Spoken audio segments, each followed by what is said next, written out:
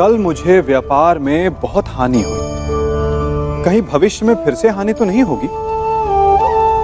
मनुष्य भी अपने जीवन में विभिन्न प्रकार के चिंतन करता है। जो बीत गया उसके विषय में रोता है और आने वाले कल अपने भविष्य से भयभीत रहता है। क्या आप भी कहीं इसी प्रकार के चिंतन में डूबे तो नहीं रहते? तनिक सोचिए, जो बीत गया उसे बदला नहीं जा सकता, अर्थात उसके विषय में शोक मनाकर कोई लाभ नहीं। और जो आने वाला भविष्य है, जिसके विषय में कोई नहीं जानता कि कल क्या होने वाला है, उसके विषय में भी चिंता करने से कोई लाभ नहीं। यदि आपको वास्तव में जीवन जीना है तो आज, अभी में जी। यदि आपका आज संवर गया तो आपके अतीत में जो हानि हुई थी उसकी पूर्ति हो जाएगी और आपका आने वाला भविष्य भी संवर जाएगा। मनुष्य की लालसा बड़ी विचित्र होती है। सफलता पाने के लिए वो अंधी दौड़ में भाग लेता है। जीवन का लक्ष्य पाने के लिए वो जीना छोड़ देता है।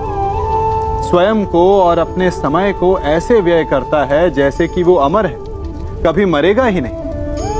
और जब मृत्यु की घड़ी समीप आती है तब उसे आभास होता है कि वो वास्तव में कभी जिया ही नहीं।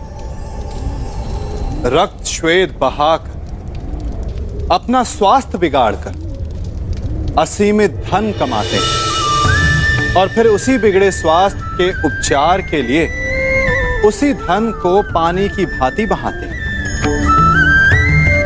और अंत में खाली हाथ रह जाते हैं। है ना विचित्र बात? तो किया क्या जाए? इस समस्या का हल क्या है? इस समस्या का हल है शांति। अपना मन शांत रखिए और अपने जीवन का हर क्षण ऐसे जियो जैसे कि आज आपका अंतिम दिन हो। अपने जीवन में इतनी शांति से ज्ञान अर्जित करो जैसे कि आप अमर हो। मरना तो एक ना एक दिन सभी को है, परंतु इस विधि से आपका जीवन सरल, संपन्न और सफल हो जाएगा। होना भी चाहिए। जब वो हर स्थान पर पराजित हो जाता है, हर मोड़ पर असफल हो जाता है, टूट जाता है, तो वो कहता है कि यदि भगवान ने एक द्वार बंद किया है तो वो दूसरा द्वार अवश्य खोल देंगे। आपके साथ भी ऐसा ही होता है ना?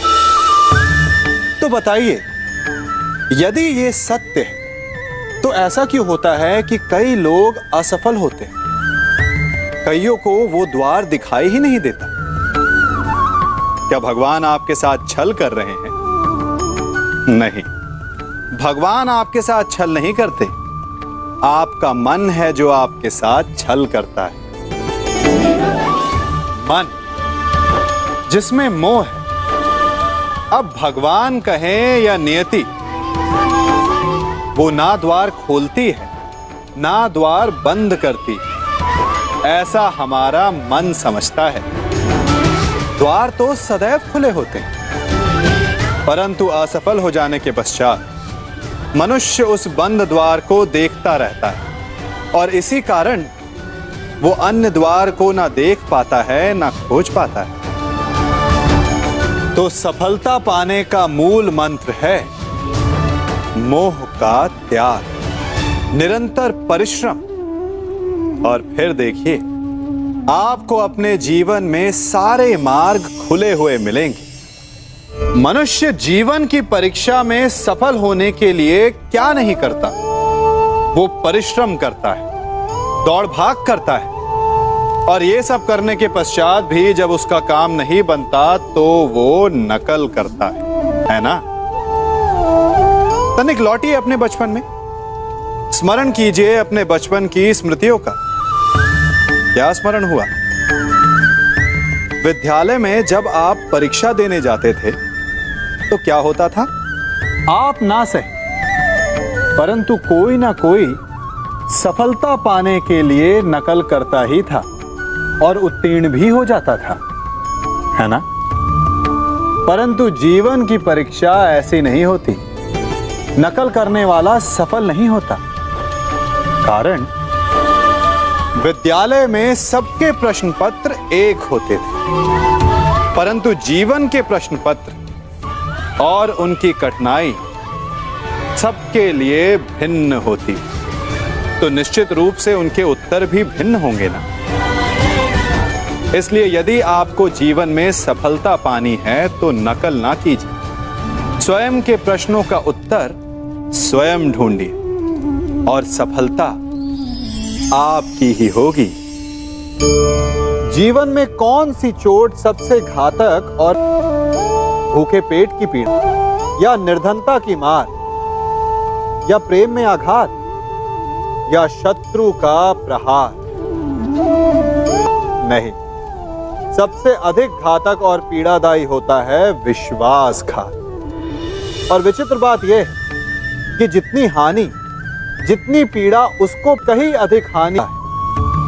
कारण